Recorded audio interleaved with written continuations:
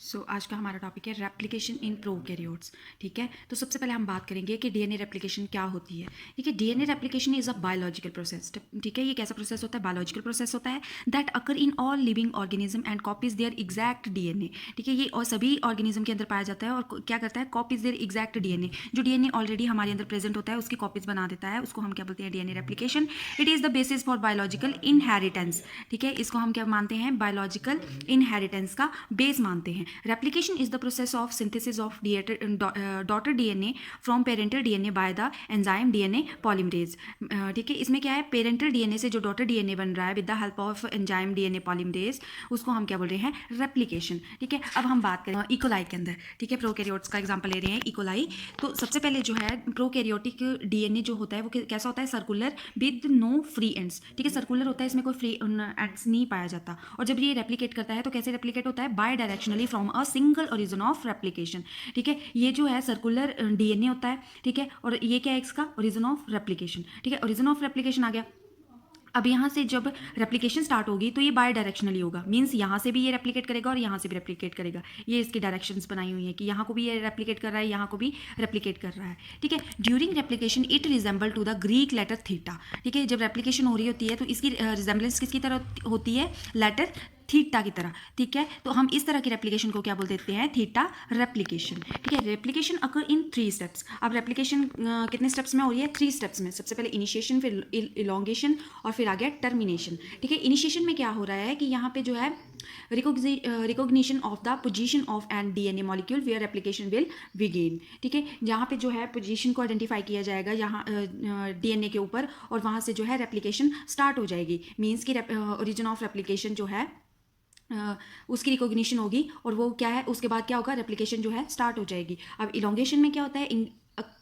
Concern the event occurring at the replication fork. ठीक है, जब हम रेप्लिकेशन फॉर्क जो है बना लेंगे तो यहाँ पे जो है उसकी इलोंगेशन स्टार्ट हो जाएगी और where the parent DNA strand are copied, और यहाँ पे जो है पेरेंट डीएनए की जो है कॉपीज बनना स्टार्ट हो जाएंगी। और टर्मिनेशन में क्या होता है? Occur when the parent DNA molecule has been completely replicated. ठीक है, टर्मिनेशन में क्या है? जो पेरेंट डीएनए जो है पूरी तरह से रेप्लिकेट हो जाएगा।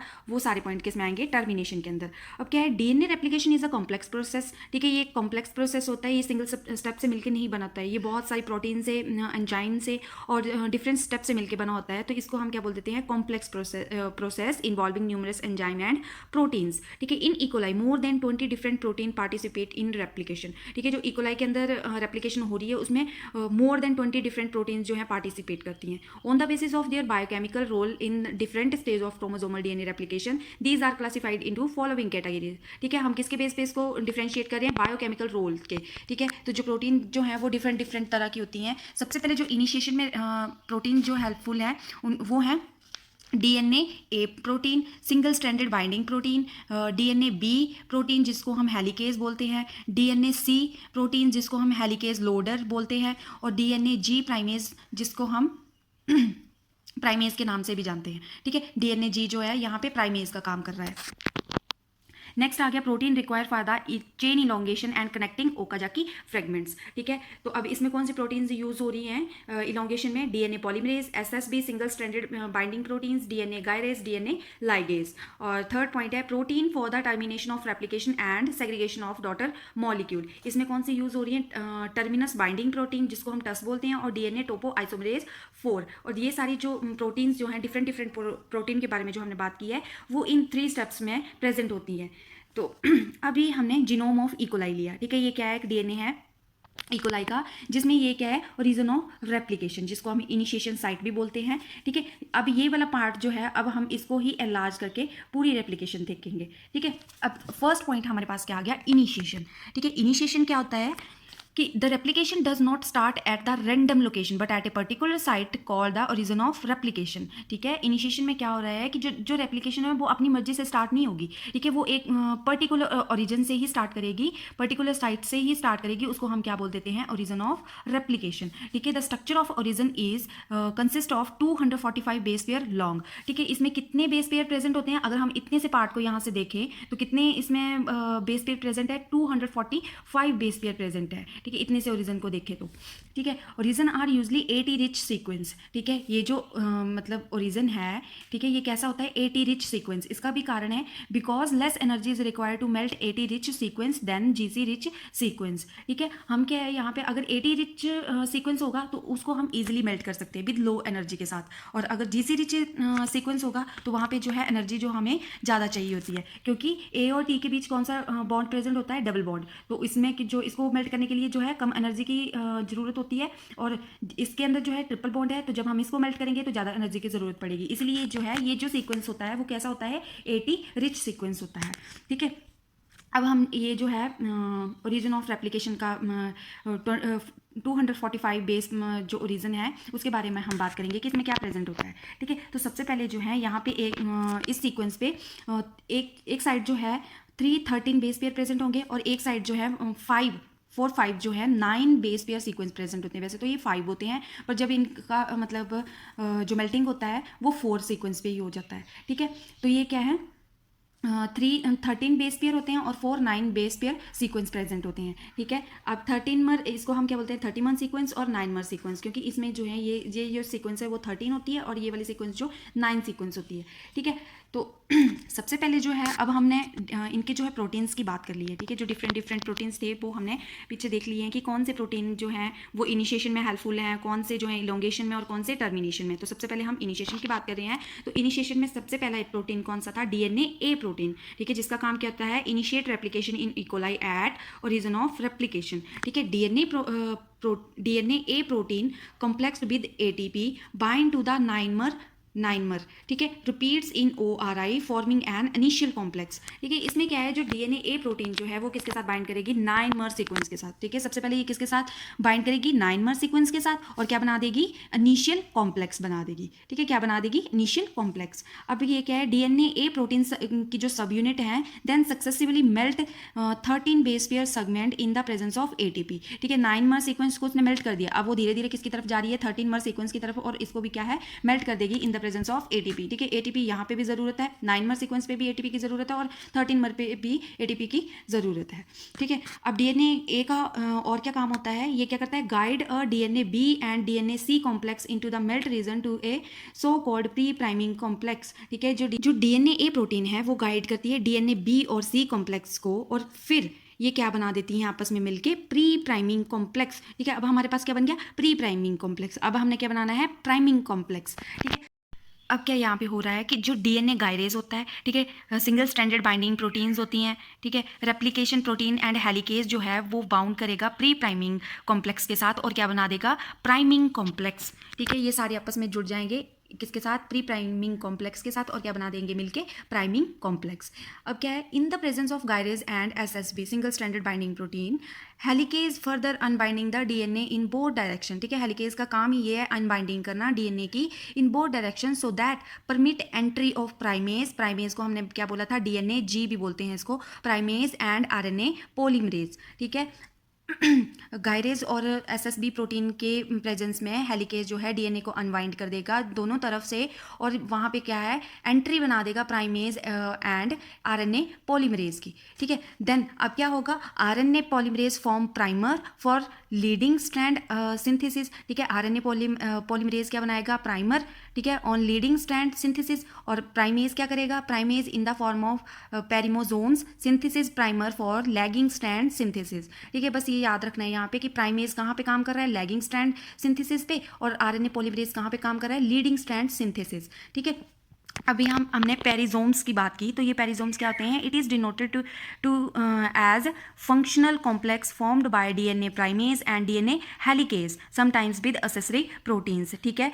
तो प्राइमोजोम्स क्या है, डीएनए प्राइमेज और डीएनए हेलिकेज की कॉम्बिनेशन को हम क्या बोलते हैं, प्राइमोजोम्स, ठीक है। अब ये सारा क्या है, हमारे पास जो है रेप्लिकेशन इनिशिएशन पॉइंट बन गया है। अब यहाँ से जो है रेप्लिकेशन स्टार्ट होगी, मीन्स रेप्लिकेशन फॉर्क बनना स्टार्ट हो जाएगा। तो रेप्लिजोम यहाँ पे क्या है, the combination of all of the protein that function at the replication fork is refer to as a replisomes, ठीक है। जितने भी कॉम्बिनेशन ऑफ प्रोटीन्स हैं, ठीक है, उनका जो फंक्शन है उसको हम क्या बोल देते हैं, रेप्लिजोम, ठीक है। बात करेंगे जो हमने पीछे पड़ा है उसी के बेस में जो है डायग्राम को देखेंगे। तो डायग्राम में क्या है कि सबसे पहले मैंने ये तो बता दिया आपको कि 13 बेस पेयर्स हैं, ठीक है।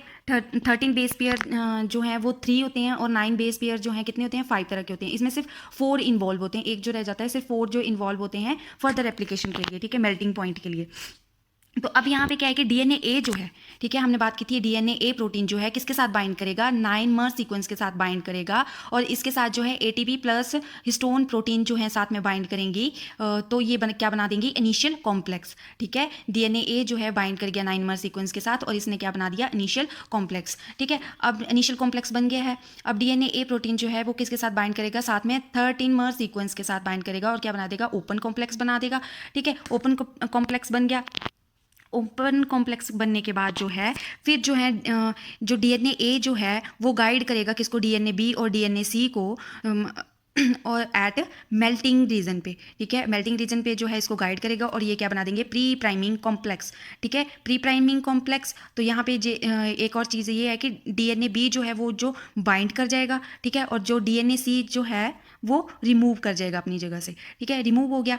अब ये रिमूव होने के बाद जो है क्या बना देंगे, इसके साथ क्या जुड़ जाएंगे, DNA guide, single standard binding proteins, replication proteins जो हैं और हेलिकेज 2 जो है बाइंड करेगा और यहाँ पे क्या बना देगा, प्राइमिंग कॉम्प्लेक्स बना देगा, ठीक है। प्री प्राइमिंग कॉम्प्लेक्स भी बन गया हमारे पास और प्राइमिंग कॉम्प्लेक्स भी बन गया, ठीक है। अब यहाँ से जो है रेप्लिकेशन फॉर्क जो है बनना स्टार्ट हो जाएगा, ठीक है। यहाँ से जो है इसकी इलोंगेशन होगी। तो अब हम इलोंगेशन वाले स्टेप्स को देख लेते हैं। इलोंगेशन में क्या हो रहा है, the chain elongation reaction catalyzed by DNA polymerase in which the hydroxyl group at the 3' end of primer attack the alpha phosphoryl group of the incoming nucleoside triphosphate, ठीक है। अब इलोंगेशन किस तरह हो रही है, with the help of DNA polymerase, ठीक है। यहाँ पे कौन सा एंजाइम काम कर रहा है, डीएनए पॉलीमरेज, ठीक है। अब ये इलोंगेशन जो है 2 तरह से हो रही है, ठीक है, 2 पाथवेज हैं इसके, 5-3 टेम्पलेट स्ट्रैंड और 3-5 टेम्पलेट स्ट्रैंड, ठीक है। 5-3 टेम्पलेट स्ट्रैंड को हम क्या बोल रहे हैं, लीडिंग स्ट्रैंड, और हम 3-5 टेम्पलेट स्ट्रैंड्स को भी क्या बोल रहे हैं, लैगिंग स्ट्रैंड्स, ठीक है। अब सबसे पहले हम बात करेंगे लीडिंग स्ट्रैंड की।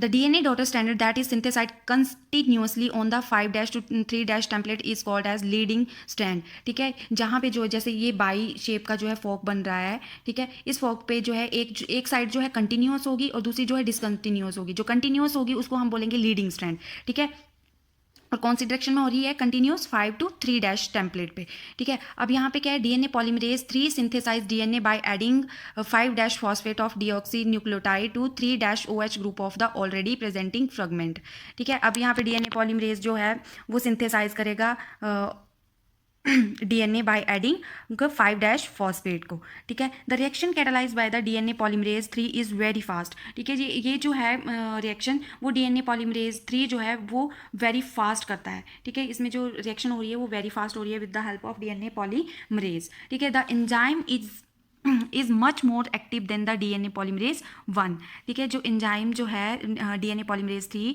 वो क्या है, मोर एक्टिव है as comparison to DNA polymerase 1 और क्या ऐड कर रहा है, 9000 nucleotide per minute at a 37 degree Celsius. The RNA primer that was initially added by RNA polymerase is degraded by RNase, ठीक है। जो RNA primer जो है स्टार्टिंग में ऐड हो रहा था with the help of RNA polymerase, अब वो है उसकी जो है डिग्रेडेशन हो जाएगी with the help of RNase enzyme, ठीक है। अब सेकंड पॉइंट हमारे पास क्या गया, लेगिंग स्ट्रैंड, ठीक है। लेगिंग स्ट्रैंड में क्या हो रहा है, the daughter DNA strand was synthesised in discontinuous complex fashion on the 3-5 template is called lagging strand. हमने पहले बात कर ली है, जो कंटिन्यूअस हो रहा है वो किस पे हो रहा है, लीडिंग स्ट्रैंड पे, और कौन सी डायरेक्शन पे हो रहा है, 5-3 की तरफ। और अब यहाँ पे लेगिंग स्ट्रैंड में क्या हो रहा है कि डिसकंटिन्यूअस हो रही है सिंथेसिस, प्लस वो कौन सी डायरेक्शन पे जा रही है, 3-5 टेम्पलेट, उसको हम क्या बोल रहे हैं, लेगिंग स्ट्रैंड, ठीक है। अब लेगिंग स्ट्रैंड में और क्या है, सिंथेसिस ऑफ ओकाजाकी फ्रेगमेंट्स हो रही है, ठीक है। तो सिंथेसिस ऑफ ओकाजाकी फ्रेगमेंट्स किस तरह हो रही है, to the RNA primer synthesize by the primosomes, ठीक है। जो आरएनए प्राइमर है वो किसके इसकी हेल्प से हो रहा था, सिंथेसाइज प्राइमोसोम। अब प्राइमोसोम मैंने आपको पीछे भी बता दिया कि क्या होता है, डीएनए जी प्लस डीएनए बी को हम क्या बोलते हैं, प्राइमोसोम। अब क्या कर रहा है ये, 1000 to 2000 nucleotide are added by the DNA polymerase 3 to synthesise Okazaki fragment, ठीक है। ये जो डीएनए पॉलीमरेज 3 है वो कितने न्यूक्लियोटाइड ऐड कर रहा है, 1000 to 2000 nucleotide to synthesise the Okazaki fragment. अब यहाँ पे जो है ओकाजाकी फ्रेगमेंट की सिंथेसिस हो रही है, ठीक है। अब हम यहाँ पे क्या है, एक्सीजन ऑफ आरएनए प्राइमर, यहाँ पे अब हम आरएनए प्राइमर जो है उसको रिमूव कर देंगे, क्योंकि आरएनए प्राइमर की हमें ज़रूरत कहाँ पड़ेगी, ट्रांसक्रिप्शन में, ठीक है। तो यहाँ पे तो इसका कोई काम नहीं है, तो यहाँ पे इसको हम रिमूव कर देंगे। When the Okazaki fragment synthesis was complete up to RNA primer, then RNA primer was removed by DNA polymerase 1 using its 5' to 3' exonuclease activity, ठीक है। अब यहाँ पे जो है आरएनए प्राइमर जो है वो रिमूव कर जाएगा, ठीक है। उसके बाद जब आरएनए प्राइमर रिमूव हो गया तो वहाँ पे क्या है, गैप बन गए। तो अब क्या करेंगे हम यहाँ पे, फिलिंग द गैप, ठीक है। फिलिंग द गैप, यहाँ पे क्या होगा, the gap created by the removal of primer is filling up by DNA polymerase 1 using the 3' of near by Okazaki fragment by its polymerizing activity. अब यहाँ पे जो है जो गैप फिल होंगे with the help of DNA polymerase 1, ठीक है। Gap हो गए। अब यहाँ पे क्या बात हो रही है, ज्वाइनिंग ऑफ ओकाजाकी फ्रेगमेंट, ठीक है। अब गैप भी फिल कर लिए हमने। अब यहाँ पे क्या कर देंगे, ओकाजाकी फ्रेगमेंट्स को हम क्या करेंगे, ज्वाइन करेंगे। अब ज्वाइनिंग का काम किसका होता है, डीएनए लाइगेज का। Finally the nick existing between the fragments are sealed by DNA ligase which catalyze the formation of phosphodiester bond between 3-OH at the end of one strand and 5-phosphate at the another end of fragment, ठीक है। अब यहाँ पे एक enzyme जो है require करता है, उसका नाम है NAD, nicotine amide adenine dinucleotide for during this reaction, ठीक है। ये जो है एक एंजाइम है जो यहाँ पे हेल्प करता है ड्यूरिंग रिएक्शन, ठीक है। अब हम बात करेंगे इसके डायग्राम की, ठीक है। अब डायग्राम देख लो, ये जो डायग्राम है किसका है, इलोंगेशन का। हमारे पास हमने देख लिया था कि क्या बन गया था, प्राइमिंग कॉम्प्लेक्स बन चुका था। अब यहाँ पे जो है एक हम रेप्लिकेशन फॉर्क की जो बात कर रहे हैं, तो ये क्या है, आरएनए प्राइमेज। हमने ये भी बात कर ली कि आरएनए प्राइमेज कौन बना रहा है, ठीक है। और जहाँ पे आरएनए प्राइमेज जो है डिसकंटिन्यूस मैनर में बन रहा था उसको हम क्या बोल रहे थे, लैगिंग स्ट्रैंड, और लीडिंग में जो है कंटिन्यूस मैनर में बन रहा था उसको हम क्या बोल रहे थे, लीडिंग स्ट्रैंड, और ठीक है। और यहाँ पे कौन कौन से एंजाइम जो है हेल्प कर रहे थे, डीएनए पॉलीमरेज 3 और एसएसबी और लाइगेज एंजाइम, है ना। इस तरह के जो है एंजाइम हेल्पफुल थे। तो अब हमारे पास क्या है, लेगिंग स्ट्रैंड भी बन गया, लीडिंग स्ट्रैंड भी बन गया, मतलब ऑलमोस्ट हमारे पास काम जो है बन चुका है। अब थोड़ी सी जो है पेरेंटल डीएनए से जो है कॉपीज जो बनना कंप्लीट हो जाएंगी, तो हमारा प्रोसेस जो है कंप्लीट हो जाएगा, ठीक है। तो अब हम बात करेंगे टर्मिनेशन की, ठीक है। टर्मिनेशन में क्या हो रहा है कि termination occur when two replicating fork meet each other on the opposite side of circular E coli DNA, ठीक है। टर्मिनेशन क्या है, यहाँ पे जो है जो टू डिफरेंट ऑपोजिट डायरेक्शन जो है एक पॉइंट पे जो है मिल रही हैं, ठीक है। टर्मिनेशन साइट्स प्रेजेंट है कौन कौन सी, ABCDEFGHI J, ठीक है। ए से लेके जे तक जो है, जो हमारे पास टर्मिनेशन साइट्स हैं found to be present in DNA, ठीक है, जो डीएनए के ऊपर होती हैं। The two opposite groups of polar ter sequence, इनको हम क्या बोलते हैं, टर सीक्वेंस भी बोलते हैं, ठीक है। अब यहाँ पे क्या है, जो टर सी है, टर BFGHG और J are oriented to block only clockwise moving replication fork. यहाँ पे देखो जो हमारे पास जो है C जो है, ठीक है, एक जो है यहाँ से लेके H लेके जो H तक हैं वो कैसी हैं, क्लॉकवाइज रेप्लिकेशन फॉर्क बनाएंगी, और जो है C से लेके J तक जो है वो कैसे करेंगी, एंटी क्लॉकवाइज रेप्लिकेशन फॉर्क, ठीक है। All the ter sequence are oriented so that the replication fork can travel in a origin to a terminus direction, ठीक है। ये कहाँ से जाएंगी, यहाँ से ओरिजन हो रहा है ना, तो एक डायरेक्शन यहाँ से चली जाएगी, एक डायरेक्शन यहाँ से चली जाएगी, इनकी मूवमेंट इस डायरेक्शन में होगी, क्योंकि हमने पहले बोला है कि इसकी जो रेप्लिकेशन होती है बाई डायरेक्शनल होती है, ठीक है। After the complete synthesis, two duplex DNA are formed to be catenated. This catenation removed by the action of topoisomerase, ठीक है। जो इनके अंदर जो है मतलब गांठ की तरह जो बन जाती है, इस तरह की जो बन जाती है रस्सी की तरह, उसको ओपन करने के लिए, रिमूव करने के लिए कौन सा एंजाइम यहाँ पे यूज हो रहा है, टोपोआइसोमेरेज, ठीक है। Finally the DNA parental duplex DNA progeny duplex DNA synthesise, ठीक है। जो सिंगल पेरेंटल ड्यूप्लेक्स डीएनए है वो क्या बना रहा है, ड्यूप्लेक्स डीएनए सिंथेसाइज्ड, ठीक है। मतलब कि बोलने का मतलब ये है कि यहाँ से जो है स्टार्ट हो रही है रेप्लिकेशन, ठीक है। ये मान लिए यहाँ से स्टार्ट हो रही है, तो यहाँ पे ये रेप्लिकेट करता करता ये जो है ये पॉइंट जो है पूरा यहाँ तक पहुँच जाएगा, और एक टाइम ऐसा आएगा कि इसकी जो है 2 कॉपीज बन जाएंगी, उसको हम क्या बोल देते हैं, डीएनए रेप्लिकेशन इन प्रोकैरियोट्स, ठीक है।